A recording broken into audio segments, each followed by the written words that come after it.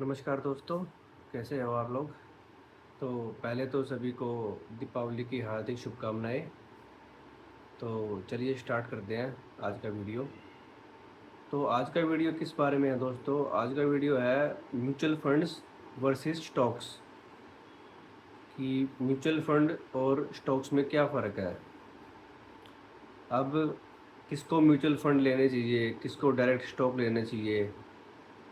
मैं कई बार देखता हूँ कि जब मैं अपने दोस्तों का या किसी और का म्यूचुअल फंड में इन्वेस्ट करने के लिए किसी भी एप्लीकेशन के थ्रू जब मैं उनका अकाउंट खुलवाता हूँ, तो कई बार वो ये क्वेश्चन करते हैं उनका अकाउंट खुलने के बाद कि इसमें तो डायरेक्ट स्टॉक्स भी दिखा रहा है, ये हम ये क्यों नहीं ले सकते। तो ये वीडियो उसी बारे में है।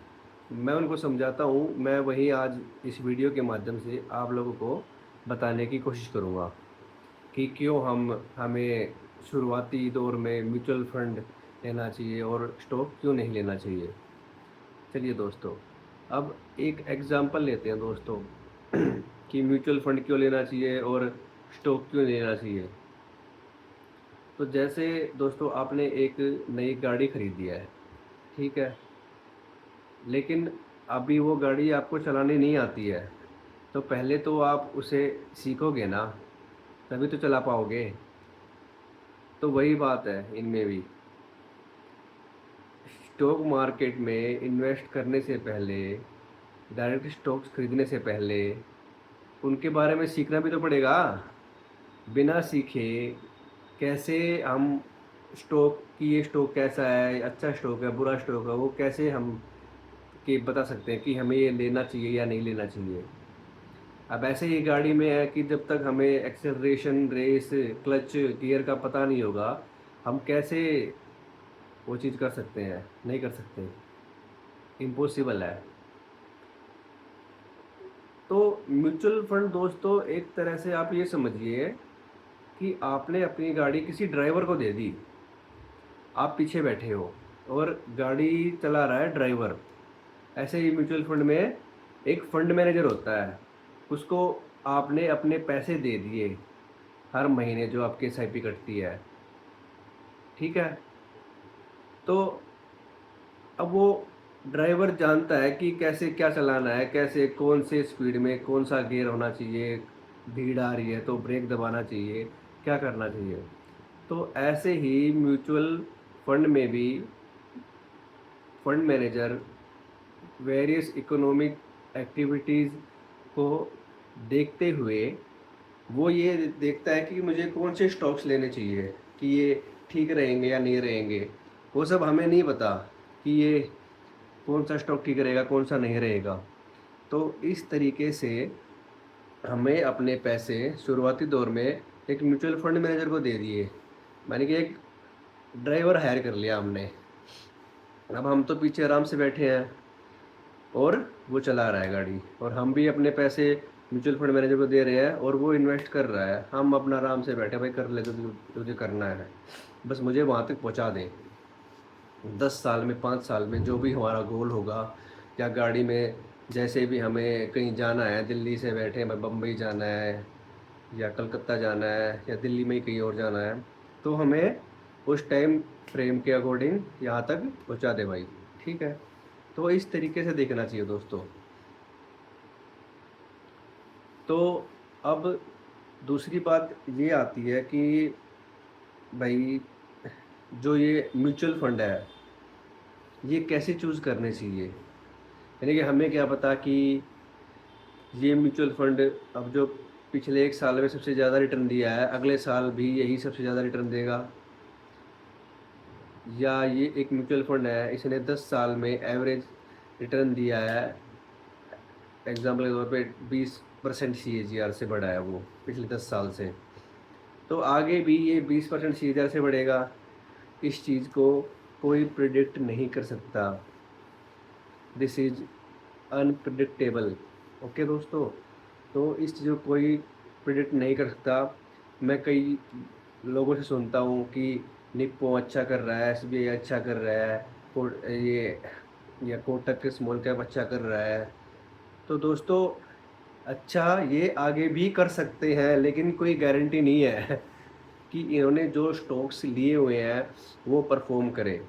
हो सकता है पराग पराग का म्यूचुअल फंड अच्छा कर जाए, हो सकता है एचडीएफसी का अच्छा कर जाए, हो सकता है आईसीआईसी का अच्छा कर जाए। तो ये देखना कि पीछे इसने अच्छा किया है, आगे भी यही अच्छा करेगा, तो इसकी गारंटी नहीं है। लेकिन मोटा-मोटा हमें ये पता होना चाहिए कि स्मॉल कैप लॉन्ग टर्म में 18 से 20% का सीएजीआर दे देता है, ठीक है? तो उसके हिसाब से हमें अपने इन्वेस्टमेंट करनी चाहिए, हमें अपने गोल सेट करने चाहिए। तो जैसा कि मैंने पिछली वीडियो में बनाया था कि लार्ज कैप होते हैं, मिड कैप होते हैं, स्मॉल कैप होते हैं, इतने-इतने टाइम पीरियड के लिए होते हैं। तो ऐसे ही अब चलिए एक बात और करते हैं कि मतलब लोग बाग एसआईपी तो स्टार्ट कर देते हैं, ठीक है, कर दी उन्होंने एसआईपी स्टार्ट, लेकिन वो ये नहीं समझ पाते कि एसआईपी मुझे कब तक स्टार्ट करनी है, कब तक? मतलब आज मैंने फर्स्ट एसआईपी करी है, तो मेरी लास्ट एसआईपी क्या होगी? लोग बाग ये करते हैं कि 1 साल से पैसा कटे जा रहा है, अगले साल अच्छा रिटर्न था, उनको कोई चीज़ खरीदनी है, उसको विथड्रॉ का बटन उस पे टैप मारते हैं और खाते में आ जाते हैं पैसे। अब हो गया, हो गई गोल प्लानिंग, ये है गोल प्लानिंग, ठीक है? तो दोस्तों म्यूचुअल फंड में उस पैसे को इन्वेस्ट करो जो आपको कमिंग टाइम में नहीं चाहिए। जैसे कि मोटा-मोटा म्यूचुअल फंड के पैसे को आप कैसे नहीं निकालोगे? मैं ये बता रहा हूँ आपको। आपने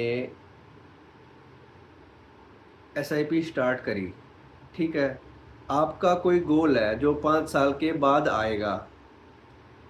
अब आप ऐसा क्या करो कि उसे आप 1 साल बाद एसआईपी को विथड्रॉ ना करो।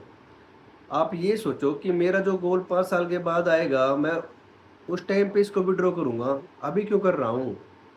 अभी क्या है, मैंने 1 साल के लिए थोड़ी की थी, 5 साल के लिए की थी। ऐसे ही 10 साल के लिए होती है, जो गोल 10 साल के लिए बनाए होते हैं, 15 साल के लिए बनाए होते हैं। देखो, हाइपोथेटिकल सिचुएशन ये है कि 10-15 साल की कोई नहीं सोचता, लेकिन जाना तो है ना वहाँ पे, ठीक है? जाना तो है ना। मतलब आज मैं 35 ईयर्स का हो चुका हूँ, मतलब आज मैं 20 साल का जब ये वीडियो बना रहा होता अगर, तो मैं 15 साल की प्लानिंग करता, तो मैं सोचता यार 15 साल किसने देखे हैं? क्या पता क्या हो? लेकिन 35 ईयर्स का आज हो गया ना, प्रेज़ेंट में हो गया ना मैं। तो दोस्तों ऐसे ही सोचना चाहिए, ठीक है ना? लोग सोचते हैं खाओ पियो खिसको, लेकिन फ्यूचर की प्लानिंग करनी चाहिए दोस्तों। एक वो जो गवर्नमेंट सर्वेंट के लिए एनपीएस अकाउंट खोला ना गवर्नमेंट ने, उसके लिए बाउंडेशन लगा रखी है कि भाई तुम ऐसे-वैसे पैसा नहीं निकाल सकते इसमें से।